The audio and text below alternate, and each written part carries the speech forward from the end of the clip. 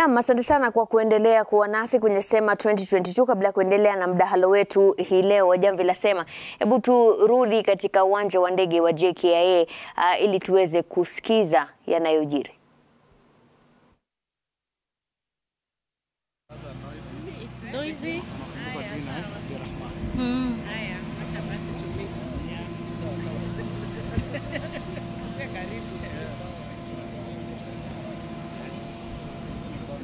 Is it afternoon? Yes, it is. I think it is. Good afternoon, everyone. It is my pleasure today to finally announce that the presidential ballot papers... You can't hear. It's okay.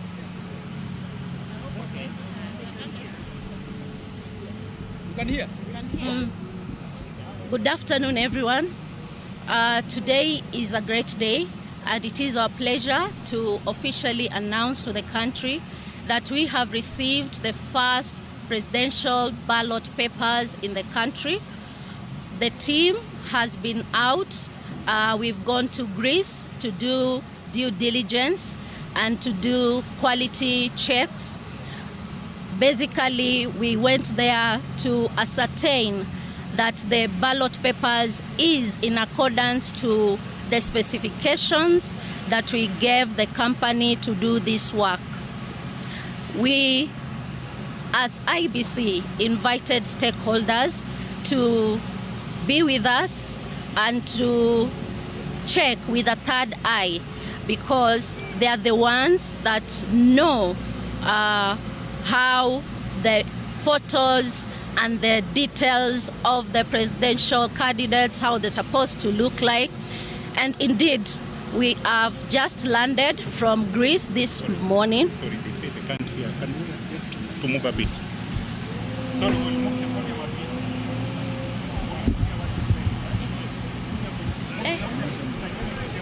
Yes, yes. They are hearing. Sorry, proceed.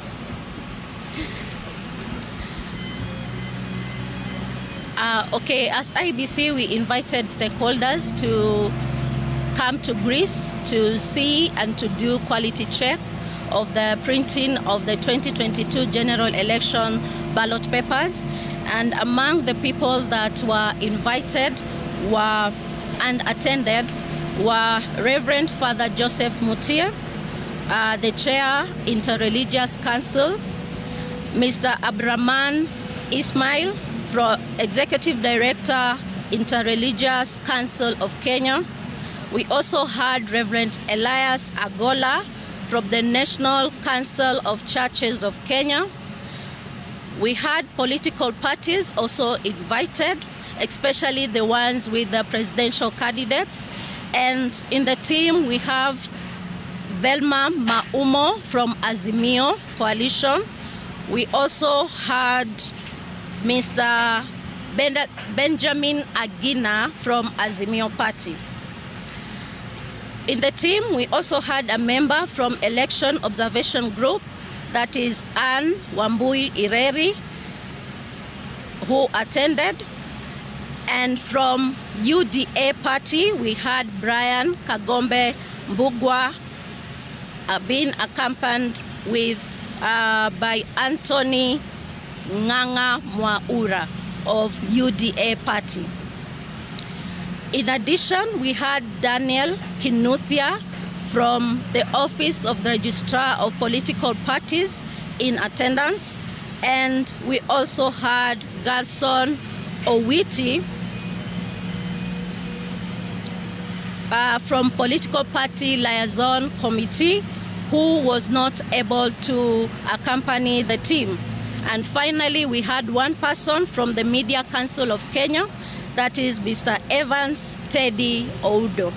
So a team of 13 people went to Greece, and today they have finally come back. And indeed, as you see behind us, is the evidence of the presidential ballot papers that I've just checked in. This is the first consignment of 225 pallets.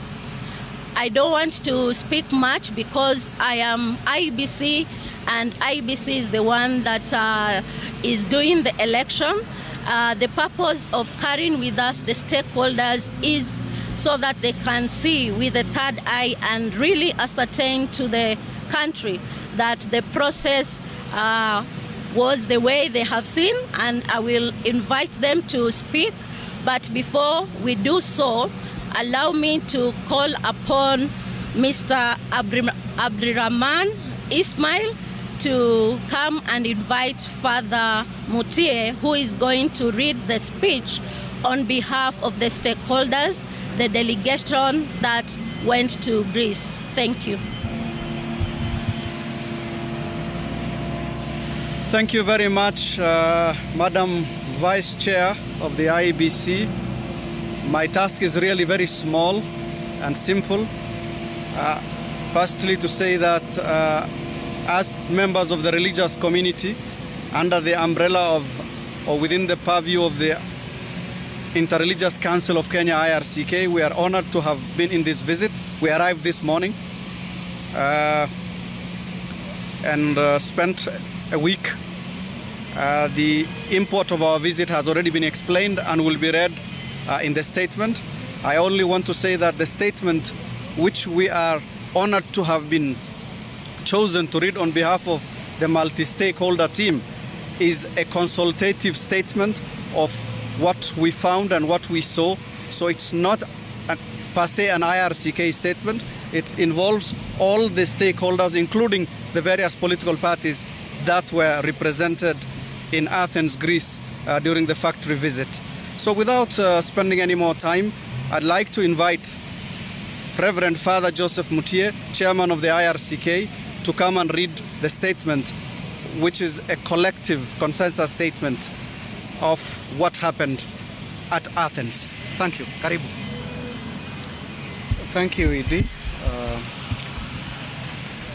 Members of the Fourth Estate and the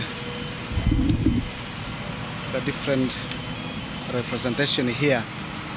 Allow me to greet you this morning. Good morning. A short, brief statement that we all together drafted. Stakeholders monitoring visit to the Inform Lycos or Hellas SA factory in Greece. The Commission conducted Inform Lycos Hellas SA to print ballot papers for the 2022 general election. The printing of ballot papers is currently ongoing in the company's premises in Athens, Greece. Article 81E of the Constitution of Kenya on the principles of election system demands that the Commission shall comply and be transparent and conduct its activities in an impartial, neutral, efficient, accurate and accountable manner. Moreover, Article 88 says that the Commission is responsible for conducting elections and facilitation of the observation, monitoring and evaluation of the elections.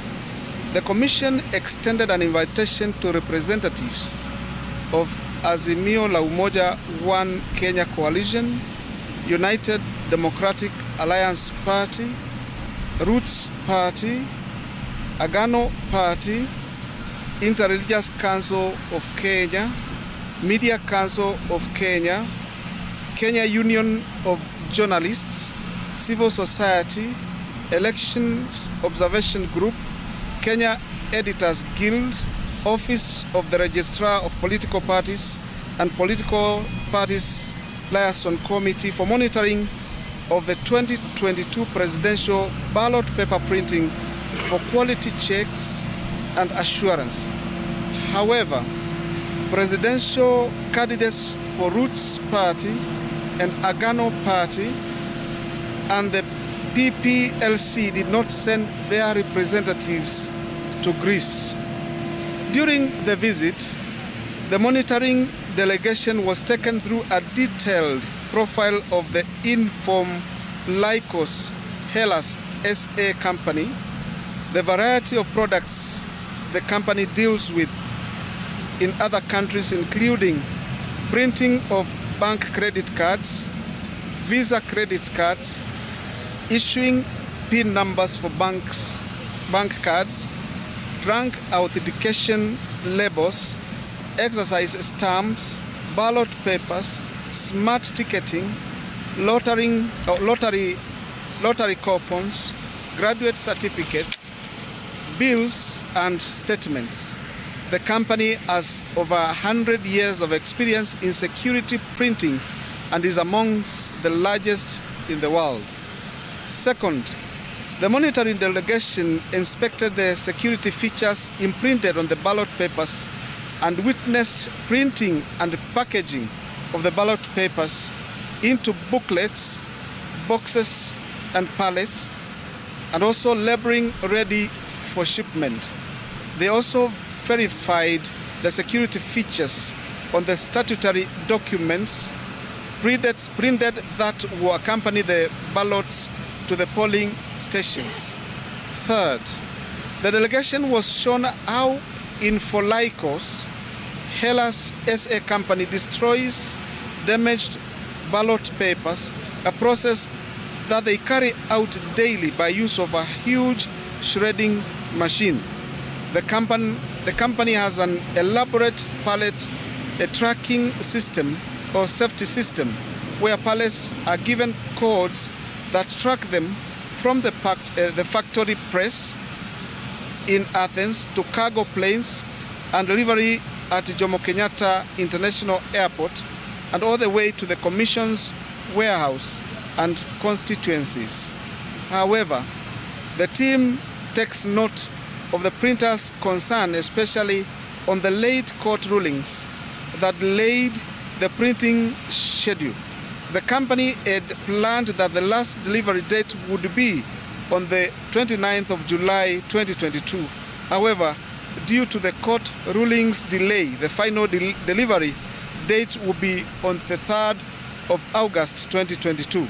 Currently, there are 65 million ballots out of the total 132 million in the Commission's warehouse. These are contained in the 143,821 boxes and wrapped in 1,994 pallets. Today's consignment of 225 pallets is the first batch for the presidential candidates, which we have come with from Greece, Athens. A total of 865 presidential ballot pallets will be ferried in for the general election exercise using both private cargo planes and commercial airplanes. The second batch of presidential ballot papers of 300 pallets will arrive in Nairobi on the 29th July this year, 2022, while the final consignment of 340 pallets will arrive on the 3rd of August, 2022. Today's consignment of presidential ballot papers is meant for 18 counties, namely Mombasa, 19 pallets, Kwale, 14, Kilifi, 20, Tana River, 8, Lamu, 4, Taita Taveta, 6, Garissa, 10, Wajir, 6, Marsabit, 10, Isiolo, 5, Meru, 27, Tharaka Nithi, 9, Embu, 14, Kitui, 27, Machakos, 18, Makueni, 12, Nyandarua, 8, and Nyeri, 8.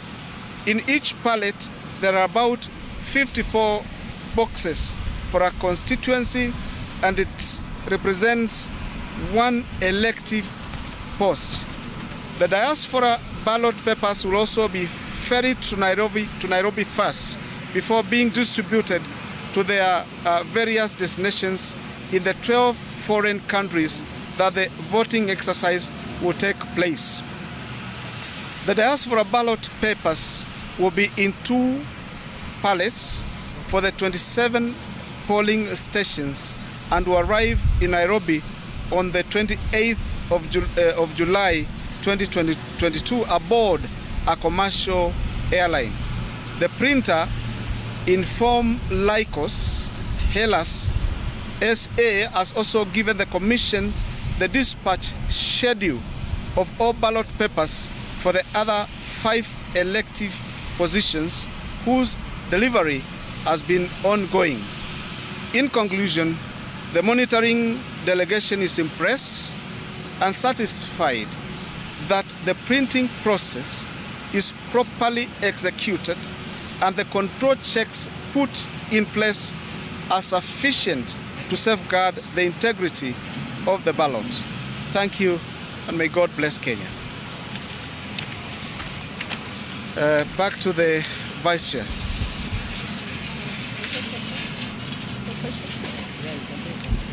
That was a joint statement from the monitoring delegation that went to Greece. So we'll allow a few questions concerning the ballot papers, the printing, and all that happened in Greece, Athens.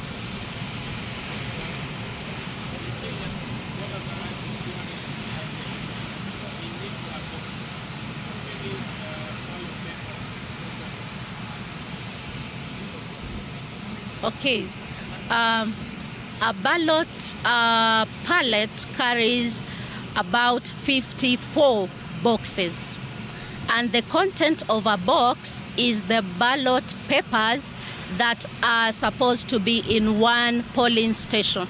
So a box represents one polling station, and with the presidential ballot boxes, what is contained in the box is the ballot papers for the presidential election, and also the manual register is packed in there, and the posters that are supposed to be put outside that polling station, the 6 elective positions. So basically it is the last box that is packed at the factory because it contains all the other statutory documents that are needed in a polling station.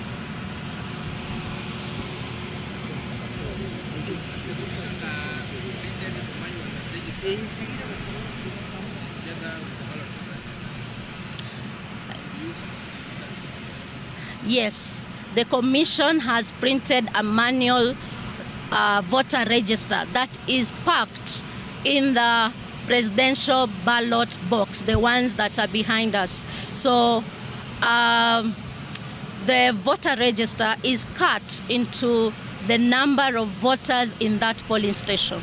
So yes, it is available, but of course the Commission has also put protocols on how that manual register is going to be used.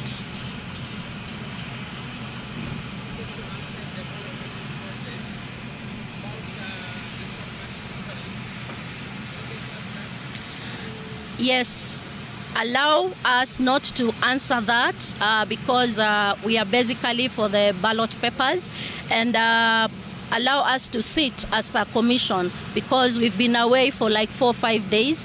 Allow us to sit as a commission, then I will be able to respond to that question.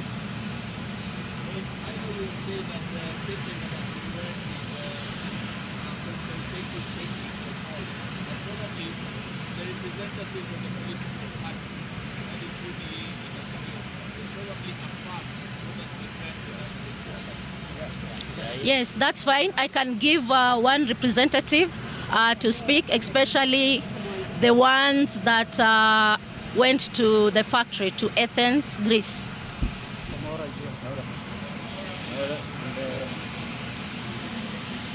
Thanks so much for putting our vice chair to task. But I can truly tell you whatever has been there is what we agreed on, what we saw, how we found it. And I tend to believe that that is the real situation, which is there at Greece and what has come back to Kenya. Thanks so much. On behalf of Azimio la Umoja One Kenya Coalition, we confirm that we participated in the exercise. We went to Greece we inspected the printing and packaging of the ballot papers for the presidential position, and we're in agreement that indeed the process was conducted, and Azimio shall also communicate further.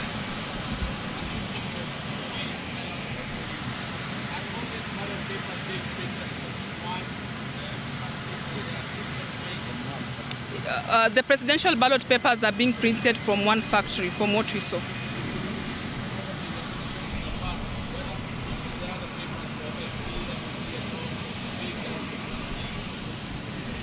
Let me confirm that the printing is being done from one factory.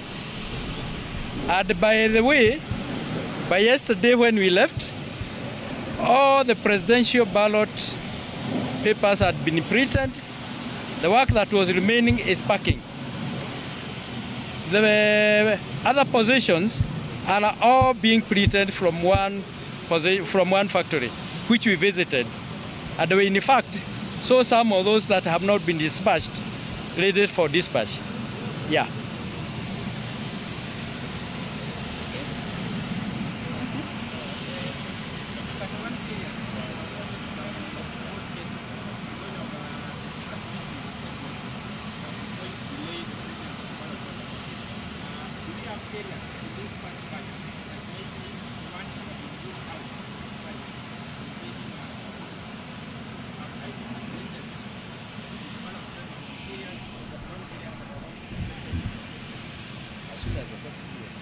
As soon as the court gives us a ruling, we proceed to print.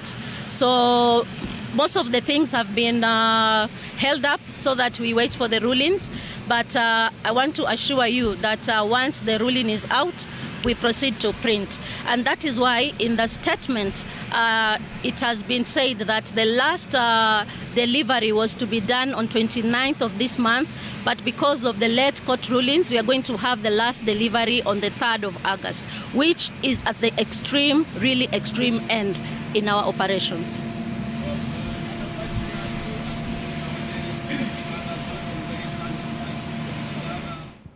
Naam, ni naibu mwenyekiti wa IEBC Juliana Cherera hapo akiwa anazungumza na wanahabari baada ya kupokea shehena ya kwanza ya karatasi za kupigia kura za urais ambazo zimewasili katika uwanja wa kimataifa wa Jomo Kenyatta, na wameongea tu hapo kuhusiana na kuwa swala la mwisho ambalo wamelitaja ni kwamba walikuwa wanatarajia kwamba karatasi zote za kura zitakuwa zimefika ifikapo tarehe 29 mwezi huu, lakini kutokana na kesi nyingi ambazo IEBC imekuwa ikikumbana nazo, shehena ya mwisho itafika Agosti tarehe 3. Brenda Wanga anazidi kufuatilia taarifa hiyo na atatupa maelezo zaidi katika taarifa zetu za baadaye. Kwa sasa tupumzike kidogo, tutakaporejea tutakuwa tunakueleza zile taarifa tunazozipa kipaumbele katika taarifa zetu za saa 7 na pia kupata kauli za mwisho kuhusiana na mdahalo wa urais hapo jana. Endelea kuwa nasi.